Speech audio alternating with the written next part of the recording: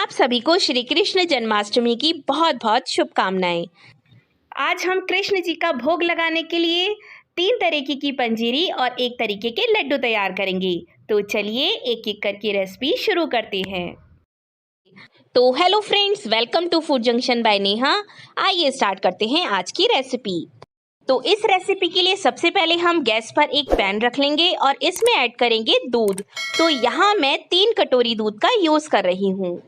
Quantity में ये आधा लीटर दूध है।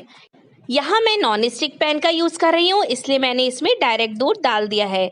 अगर आप लोहे या स्टील की भगोने या कढ़ाई का यूज़ करें तो उसमें आधा कटोरी पानी डालकर फिर दूध को डालें। इससे दूध आपका जलेगा नहीं। इस दूध को हमें पकाते रहना है जब तक ये दूध 1 कप ना रह जाए। तो इस दूध को हमें लगातार चलाते रहना है ताकि ये दूध जो है तली में ना लगे। और इसे साइडों में से इस तरीके से मलाई छुटाते रहेंगे और इस दूध में ही ऐड करते रहेंगे ताकि जो हमारा दूध बचे वो एकदम रबड़ीदार बचे। चलिए, जब तक दूध पक रहा है तब तक अपने नेक्स्ट स्टेप पर चलते हैं। तो दूसरा इंग्रेडिएंट है हमारा पनीर। तो यहाँ मैंने 1 कटोरी पनीर लिया है। ये घर का ही निकला हुआ पनीर है। तो हम इसको मैश कर लेंगे। आप चाहें तो बाजार का पनीर भी ले सकते हैं, पर उसको कद्दूकस करके यूज़ करिएगा। और अब हाथों की सहायता से इसको इस तरीके से मैश करेंगे कि इसमें कोई भी गुठली ना रहे। अगर पनीर अच्छे से मैश नहीं होगा तो लड्डू अच्छे बनकर तैयार नहीं होंगे। तो हथेली की सहायता से इसको प्लेट पर इस तरीके से रगड़िए और इसको एकदम सॉफ्ट कर लेंगे। ये इतना सॉफ्ट हो जाएगा कि इसमें से घी निकलना शुरू हो जाएगा। इसको एक सार कर लिया है और मैं आपको दिखाती हूँ। मेरे हाथ एकदम चिकने हो गए हैं। ये पनीर एकदम सॉफ्ट हो गया है और इसमें कोई भी लम्स नहीं है। इसको साइड रख देते हैं और इधर देखिए दूध में भी बहुत अच्छे से उबाल आ रहे हैं। इसको 1-2 मिनट के लिए और पका लेते हैं। देखिए इस पे कितनी अच्छी मलाई भी आ रही है। फ्रेंड्स, अगर आप मेरे चैनल पर नए हैं तो प्लीज़ मेरे चैनल को सब्सक्राइब करें। वीडियो अच्छी लगी तो उसे लाइक करें और अगर ना अच्छी लगे तो आप उसे डिसलाइक भी कर सकते हैं। देखिए अब दूध 1 कप रह गया है और इसमें हम मिलाएंगे चीनी। तो यहाँ मैं 5 चम्मच चीनी का यूज़ कर रही हूँ। चीनी आप अपने टेस्ट के अकॉर्डिंग कम या ज़्यादा भी कर सकते हैं। तो देखिए चीनी इसमें ऐड कर दी है और अब इसको मिक्स कर लेते हैं। चीनी घुल जाएगी। चलिए अब इसमें मिलाते हैं मलाई, क्योंकि हम मलाई लड्डू बना रहे हैं। पर हमें ज़्यादा मलाई की ज़रूरत नहीं है। हम सिर्फ 3 चम्मच मलाई इसमें ऐड करेंगी। तो मलाई आप ताज़ी ही यूज़ करिएगा, सिर्फ 1 से 2 दिन पुरानी। उससे ज़्यादा पुरानी मलाई का यूज़ मत करिएगा, नहीं तो लड्डुओं में स्मेल आ जाएगी।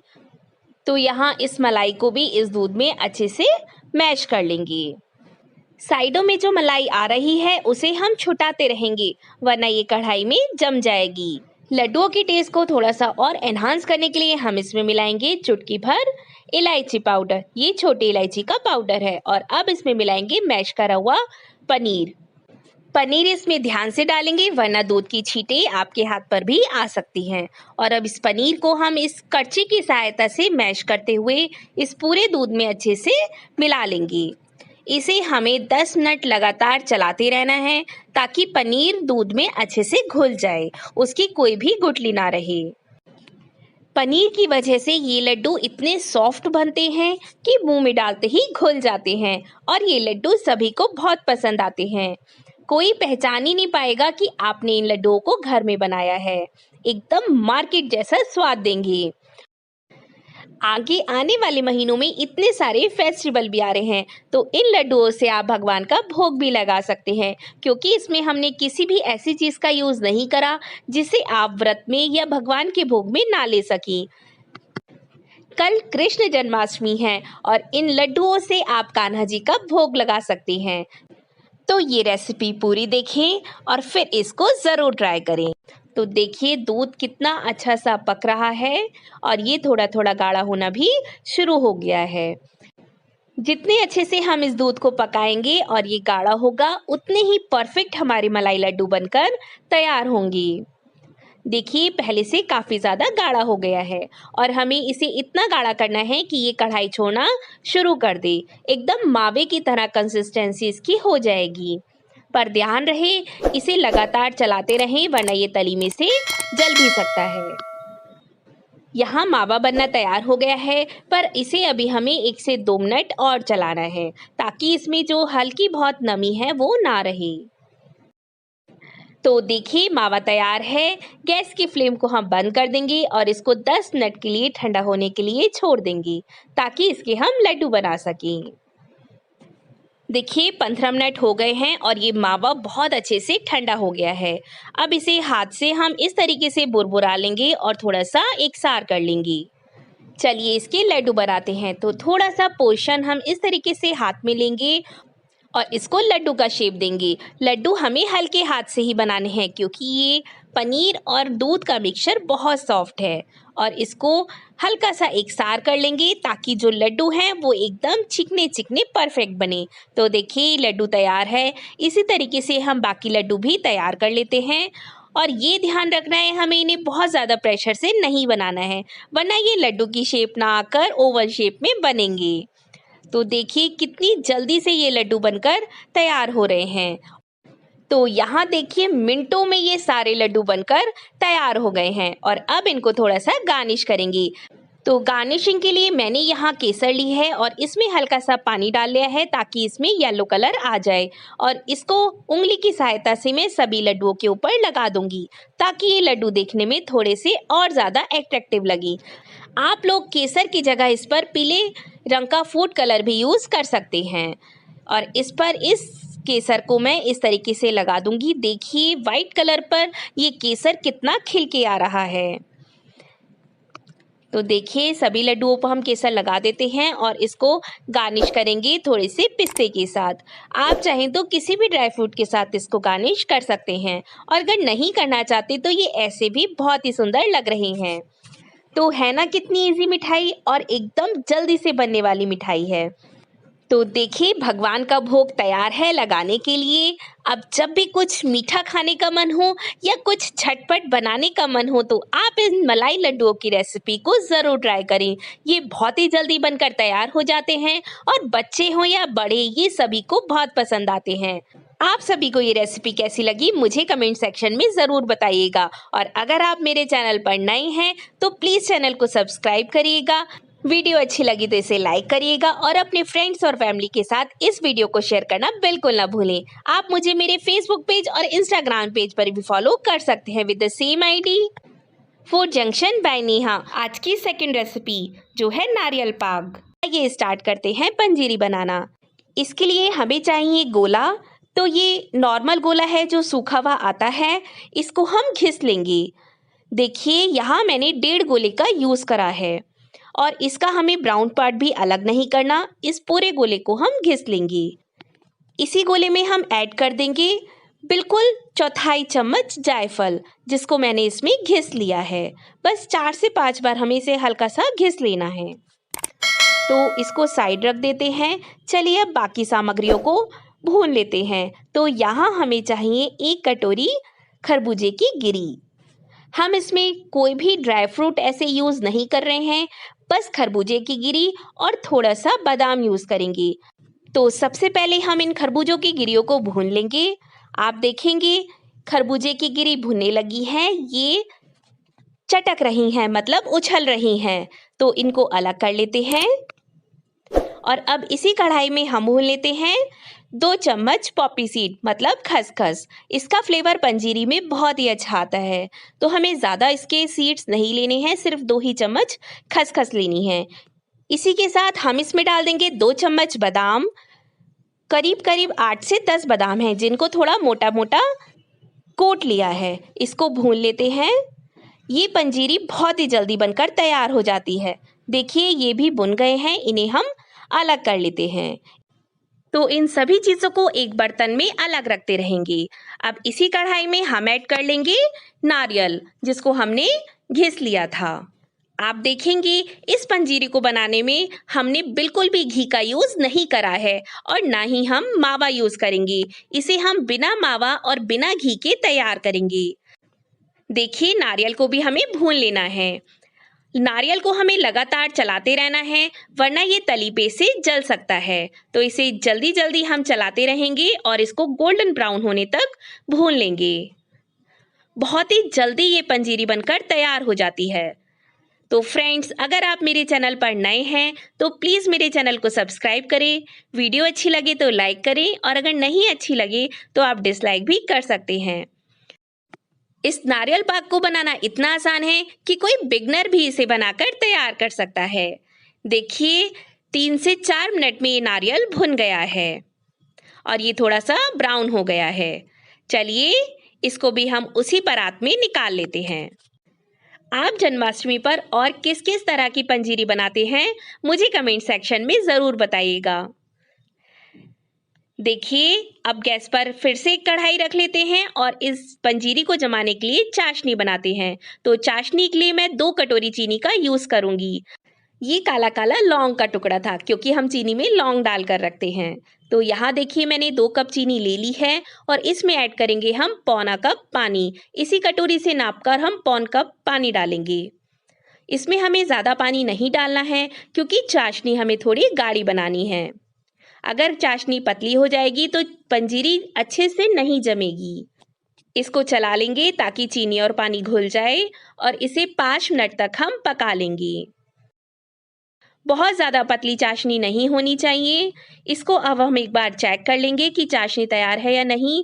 तो आप इस तरीके से हाथ पर चाशनी ले लीजिए और देखिए, इसमें तार बन पा रहा है, इसका मतलब हमारी चाशनी तैयार है। अगर तार नहीं बनेगा तो हमें इसे 1-2 मिनट और चलाना पड़ेगा।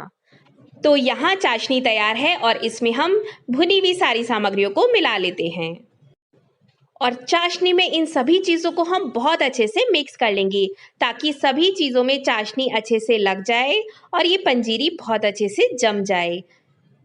तो देखिए, इस तरीके से आप उठा के सारी चीज़ों को आपस में अच्छे से मिक्स कर लीजिएगा। चलिए, पंजीरी जमाने के लिए तैयार है। तो यहाँ हम एक थाली ले लेते हैं और इसमें घी लगा लेते हैं, ताकि जब हम पंजीरी को निकालें इसमें से तो वो आसानी से थाली पे से निकल सके। और इसमें अब हम पंजीरी के मिक्सचर को डाल देते हैं। चाशनी में मिलाने के बाद चीज़ों को हमें इसे बहुत जल्दी से जमाना पड़ेगा, वरना पंजीरी अच्छे से नहीं जमेगी। इसको अब हम स्पैचुला से इस तरीके से प्रेस कर देंगे, ताकि ये इवनली स्प्रेड हो जाए और पंजीरी के पीसेस जो आए वो बिल्कुल इक्वल आएँ। इसके अलावा हम एक कटोरी लेंगे जिसका तला फ्लैट हो, उस पर घी लगाएंगे और उससे भी इस पंजीरी को एकसार कर सकते हैं। आप किसी भी तरीके से इस पंजीरी को एकसार कर लीजिए और 2 से 3 घंटे के लिए हम इस पंजीरी को सेट होने के लिए रख देंगे, ताकि जब हम इसके पीसेस काटें तो वो इजीली कट हो जाएं। तो देखिए, 3 घंटे हो गए हैं और ये पंजीरी एकदम सेट हो गई है। चलिए, इसके पीसेस कट कर लेते हैं। तो कितनी टेस्टी लग रही है और बहुत ही जल्दी ये पंजीरी बनकर तैयार हो गई है। तो मैं यहाँ स्क्वायर पीसेस कट कर रही हूँ, आप इसे किसी भी शेप के पीसेस में कट कर सकते हैं।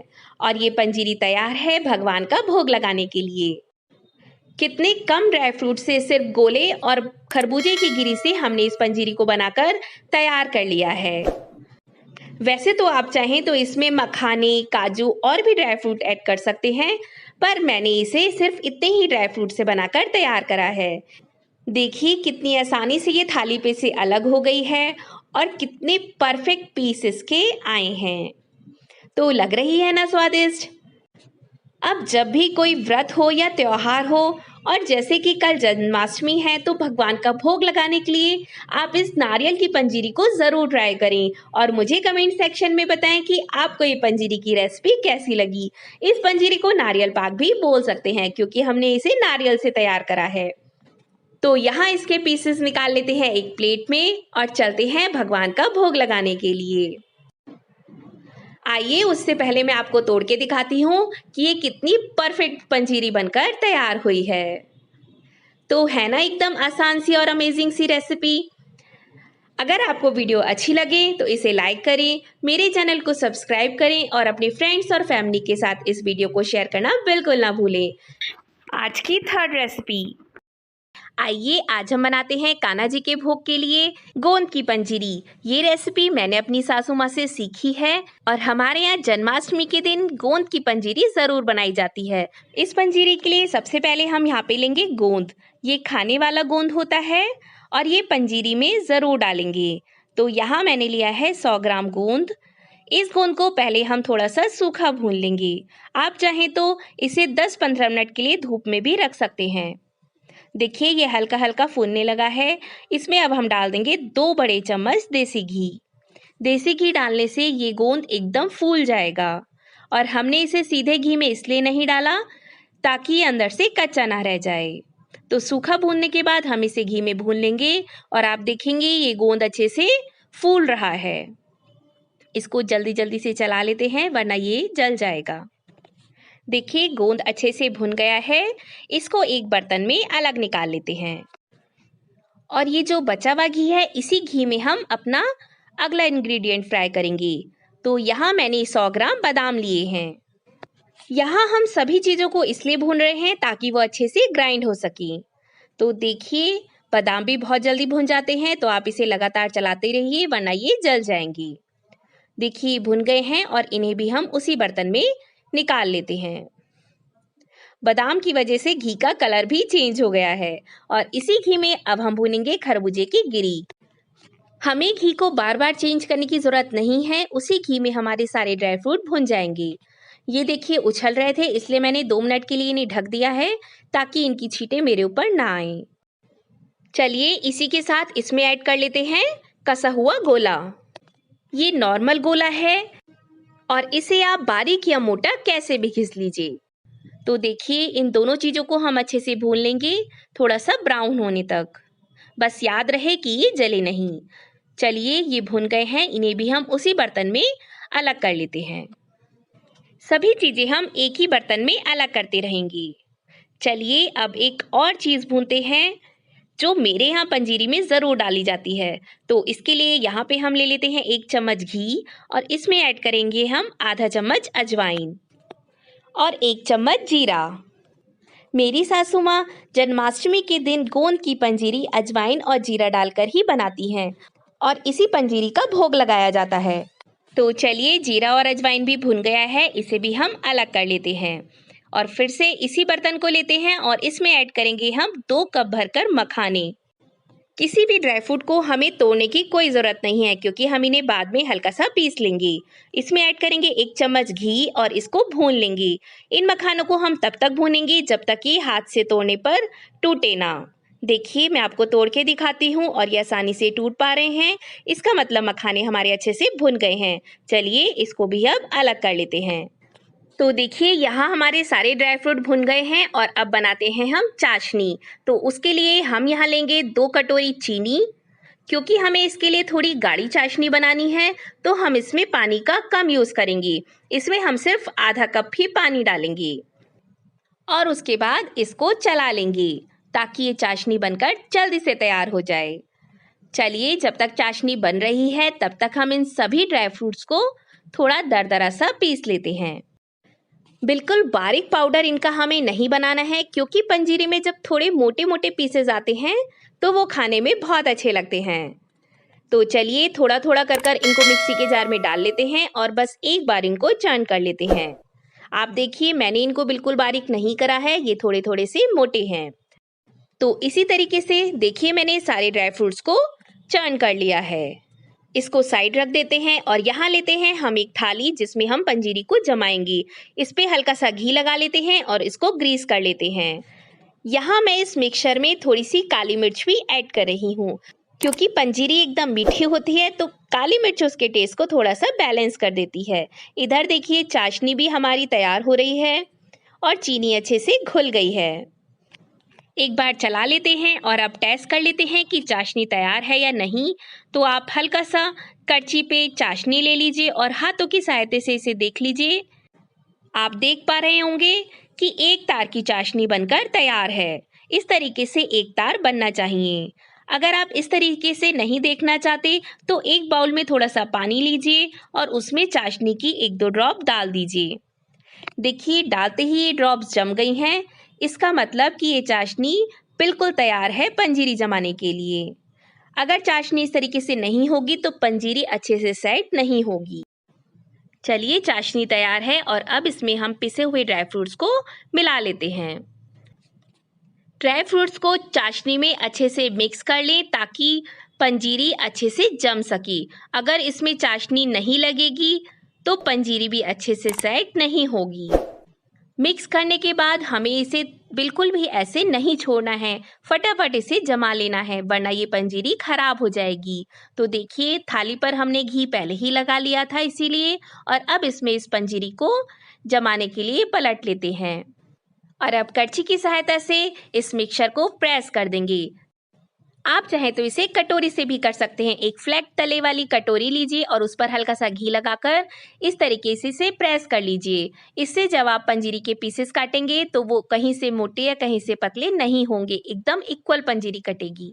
इस थाली को हम आधे घंटे के लिए रख देते हैं और आधे घंटे बाद देखिए ये पीसेस काटने के लिए एकदम तैयार है। तो आराम से आप किसी भी शेप के इसके पीसेस कट कर सकते हैं। यहाँ मैं स्क्वायर पीसेस कट कर रही हूँ और आप देखेंगे कितनी आसानी से ये पीसेस कट हो पा रहे हैं। मैं आपको निकाल के भी दिखाती हूँ कि ये एकदम परफेक्ट पंजीरी जमकर तैयार हुई है। वैसे आप सभी और किस किस तरीके की पंजीरी बनाते हैं भगवान का भोग लगाने के लिए, मुझे कमेंट सेक्शन में ज़रूर बताइएगा। चलिए मैं आपको तोड़ के भी दिखाती हूँ कि ये पंजीरी एकदम परफेक्ट जमी है। तो चलिए फ्रेंड्स, इसको प्लेट में लगा लेते हैं और चलते हैं भगवान का भोग लगाने के लिए। अगर आप मेरे चैनल पर नए हैं तो चैनल को सब्सक्राइब करिएगा, वीडियो अच्छी लगी हो तो लाइक करिएगा और अपने फ्रेंड्स और फैमिली के साथ शेयर करना बिल्कुल ना भूलें। आप मुझे मेरे फेसबुक पेज और इंस्टाग्राम पेज पर भी फॉलो कर सकते हैं with the same ID food junction by Neha. चलिए बनाते हैं अपनी फोर्थ रेसिपी। तो आज की ये जो रेसिपी है ये मैंने अपनी सासू माँ से सीखी है कि हम उस मावे की बर्फी को और कैसे स्वादिष्ट बना सकते हैं। वैसे तो अगर बनाने का मन है आपका तो आप बाज़ार से भी मावा लाकर बना सकते हैं, पर आज की रेसिपी मैं बनाऊंगी मावे की बर्फी से, जो मेरे यहाँ आई हुई थी और वो किसी यूज़ में नहीं आ रही थी। तो चलिए आज का वीडियो शुरू करते हैं। तो इसके लिए यहाँ मैं ले रही हूँ 1 किलो लौकी, जिसे मैंने अच्छे से धोकर घिस लिया है। और अब हम इसमें से थोड़ी सी लौकी उठाएंगे और दोनों हाथों के बीच में रखकर उसे अच्छे से प्रेस करेंगे ताकि इसमें जो भी एक्सेस वाटर है वो रिमूव हो जाए, और इसको एक पैन में इकट्ठा करते रहेंगे। तो चलिए मैं सारी लौकी अच्छे से निचोड़ लेती हूँ। अब हम इस पैन की गैस को ऑन करेंगे और हमारी इस लौकी को अच्छे से भून लेंगे ताकि इसमें जो भी पानी है वो सारा सोक हो जाए। हमें लौकी को तब तक भूनना है जब तक इसमें सारा पानी खत्म ना हो जाए। इसमें बिल्कुल भी पानी नहीं रहना चाहिए। आप इसी तरह प्रेस कर कर लौकी को भूनिए, इससे सारा पानी जल जाएगा और लौकी ड्राई हो जाएगी। देखिए लौकी का सारा पानी सूख गया है और अब मैं इसे एक प्लेट में निकाल लेती हूँ। और अब हम लेंगे मावे की बर्फी। ये बर्फी पीसेस में थी तो मैंने इसे हाथ से तोड़ लिया है और अब हम इसे भी कढ़ाई में डालकर अच्छे से भून लेंगे। ये जो मावे की बर्फी होती है इसका मावा ज़्यादा भुना हुआ नहीं होता है, तो इसे हम पहले अच्छे से भूनेंगे, जिसकी वजह से ये थोड़ा सा लिक्विड फॉर्म में कन्वर्ट होगा। तो हम इसे भूनना शुरू करते हैं। देखिए आप इस तरीके से भूनिएगा तो इससे बहुत अच्छा मावा भुनता है। जैसे जैसे आप इसे चलाते जाएंगे ये थोड़ा पतला होता चला जाएगा और कढ़ाई पे चिपकने लगेगा।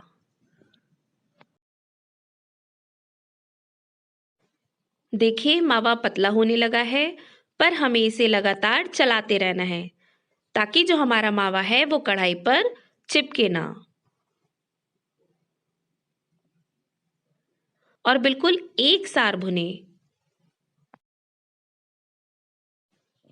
मावा चलाते हुए 10 से 15 मिनट हो गए हैं और देखिए मावा फिर से सिमटने लगा है और अब इसका कलर भी चेंज होने लगा है। जितनी मेहनत आप इसे भूनने में लगाएंगी उतनी ही अच्छी आपकी बर्फी तैयार होगी। तो देखिए मावा भुन गया है और अब हम इसमें डालेंगे 1 कटोरी चीनी। मैं थोड़े हल्के मीठे का बना रही हूँ। आप चीनी अपने टेस्ट के अकॉर्डिंग डाल सकते हैं। और अब हम इसे भी आपस में अच्छे से मिक्स कर देंगे। बस आपको इसे लगातार चलाते रहना है। अगर आपने इसे चलाना बंद कर दिया तो हमारा मावा जो है वो नीचे से लाल होने लगेगा। और अब हम इसमें डालेंगे 3 छोटी इलायची, जो कि इसको बहुत अच्छी खुशबू देंगी। सब चीजें आपस में मिक्स हो गई हैं। अब हम इसमें डालेंगे अपनी भुनी हुई लौकी।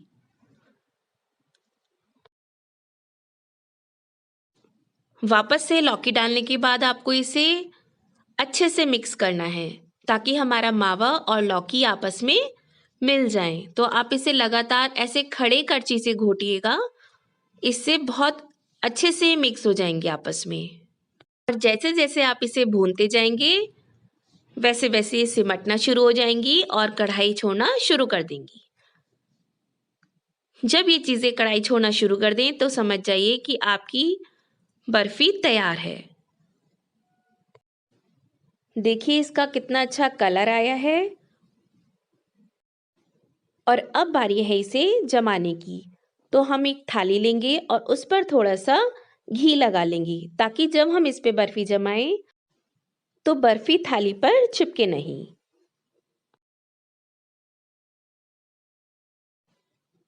अब इस थाली में हम अपने इस मिक्सचर को पलट देते हैं और इसे प्रेस कर कर इसे एकसार कर देते हैं। अब इसको हम डेकोरेट करेंगे थोड़े से बादाम लगाकर। और अब आप एक फ्लैट कटोरी लीजिए जिसका जो बेस होता है वो फ्लैट हो और उसको हल्का सा घी से ग्रीस कर लीजिए और अपनी बर्फी पर इसे धीरे धीरे प्रेस करिए। इससे सारी चीजें आपस में सेट हो जाएंगी। और अब हम इसे 2 घंटे के लिए रेस्ट करने के लिए रख देंगे। देखिए 2 घंटे हो गए हैं और हमारी ये बर्फी अच्छे से जम गई है। और अब हम इसके पीसेस कट कर लेंगे। फ्रेंड्स, अगर आपको मेरी वीडियोस अच्छी लगती हैं तो उन्हें लाइक करिए और मेरे चैनल को सब्सक्राइब करिए।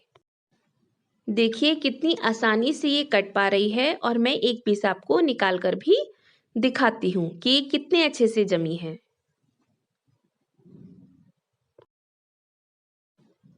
नेक्स्ट टाइम आपके यहाँ भी मावे की बर्फी आए और वो यूज़ में ना आए तो बिल्कुल परेशान मत होइएगा। इस रेसिपी को ज़रूर ट्राई करिएगा और मुझे बताइएगा कि आपको ये रेसिपी कैसी लगी। देखिए अब हम इसका एक पीस तोड़ के देखते हैं। देखिए कितनी परफेक्ट बर्फी जमी है। लग रही है ना एकदम बाजार जैसी। तो फ्रेंड्स मिलते हैं अगली वीडियो में। तब तक के लिए bye bye and thank you for watching.